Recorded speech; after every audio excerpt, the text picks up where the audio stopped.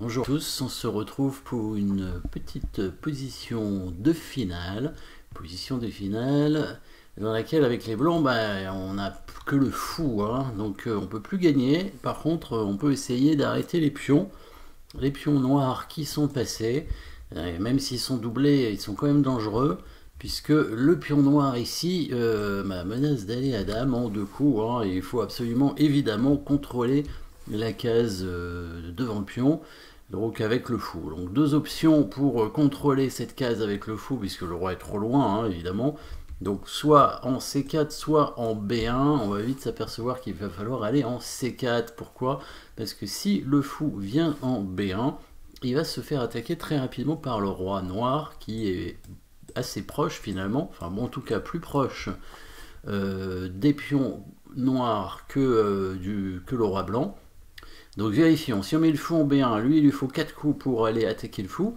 Le roi blanc en 4 coups, il arrivera seulement ici, hein, et puis bon, comme c'est au noir de jouer, il arrivera en 3 coups ici. Donc le roi noir va arriver en C1, attaquant le fou qui sera obligé de se mettre en A2, et le roi noir qui pourra continuer d'attaquer le fou, qui sera encore obligé de bouger. À ce moment-là, le pion avance, le fou sera obligé de prendre, le roi reprend, et le roi blanc sera trop loin pour venir arrêter le pion en fait, et il lui manquerait une case. Il faudrait qu'il arrive sur cette case en C3 pour essayer d'arrêter les pions. Donc seule façon pour les blancs, ça va être de mettre le fou en C4. Alors on va quand même vérifier cette variante, hein, fou B1, pour bien comprendre ce qui se passe.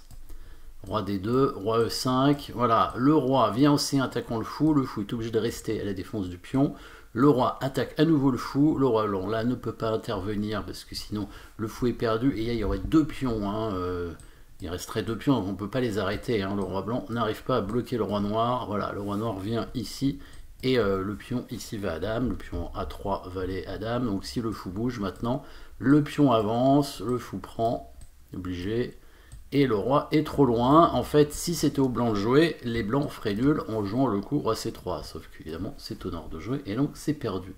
Donc, premier coup, fou C4. Donc, pour essayer d'éviter l'attaque du roi, enfin, on ne peut pas éviter l'attaque du roi, mais on va éviter les deux attaques, parce que quand le fou venait en B1, il se faisait aussi attaquer en A2, alors que ça faisait donc gagner 2 temps à l'adversaire.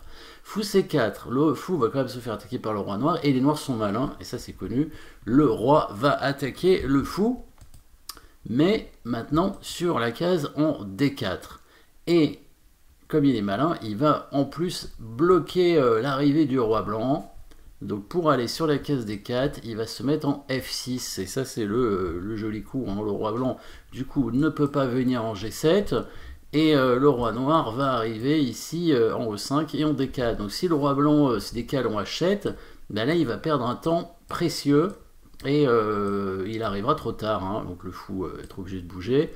Le roi arrive toujours pour protéger donc la case devant le pion, et c'est trop tard, hein. Le roi blanc n'arrive toujours pas au bon endroit, hein. Il lui manque encore une case, parce que c'est sur la case C3 où il doit aller.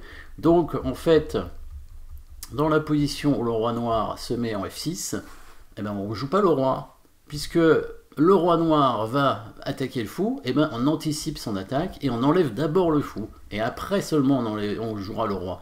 Donc ça, c'est ce genre de choses, hein, qui peut arriver très souvent en partie, hein. On anticipe le coup d'attaque de l'adversaire en jouant d'abord la pièce qui va être attaquée pour ensuite jouer l'autre pièce. Ça arrive très très souvent, et qu'on retrouve à tout moment du jeu dans la partie, aussi bien dans l'ouverture que dans le milieu de partie, et ici dans la finale. Et évidemment, le fou, on va le mettre sur une case où il ne pourra plus se faire attaquer par le roi. Donc on va aller le plus loin possible avec le fou. Oui, on va pas rester en A2 parce que sinon il va se faire attaquer. Si on vient en D5, c'est pareil. On s'en va, on va tout au bout là-bas, en G8. Voilà. Et comme ça, le fou ne se fait plus attaquer. Si le roi reste ici pour nous bloquer, bah, ça sert à rien, puisque de toute façon, il perd du temps, hein. Il n'ira plus jusqu'à la case en B2, hein. Donc là, il s'éloigne. Donc là, on peut partir très loin, par exemple. Et du coup, ça ferait un aller-retour, hein. S'il revient en F6, bah, on revient tout simplement en G8. Donc là, la seule chance qu'il a, a priori, c'est de monter hein, avec son roi en E5 pour aller vers le pion. Et maintenant, on a gagné un temps. Donc on devrait arriver avec le roi blanc au bon endroit. Voilà, le pion qui avance, le fou qui prend le pion, et le roi enfin qui est arrivé à cet endroit-là. On a réussi à gagner le temps précieux qui nous permet de bloquer le roi noir. Ici, donc deux options. Hein. Si le roi noir se décale en B1, évidemment, on va chercher le pion et on le prend. Et s'il avance son pion en A3, eh ben, on bloque le roi blanc comme ça avec le roi. Et là, ce sera le patte à la fin. Hein. Le roi noir qui sera bloqué et qui sera patte. Évidemment, hein, si les noirs choisissent l'option de défendre le pion avec le roi blanc descend. Et puis là, bah là, ce sera nul aussi, hein, le roi blanc qui bloquera le pion et ce sera patte. Voilà, petite façon de gagner un temps très important dans cette situation et dans d'autres situations qui peut arriver en partie. Merci d'avoir suivi cette position et à bientôt.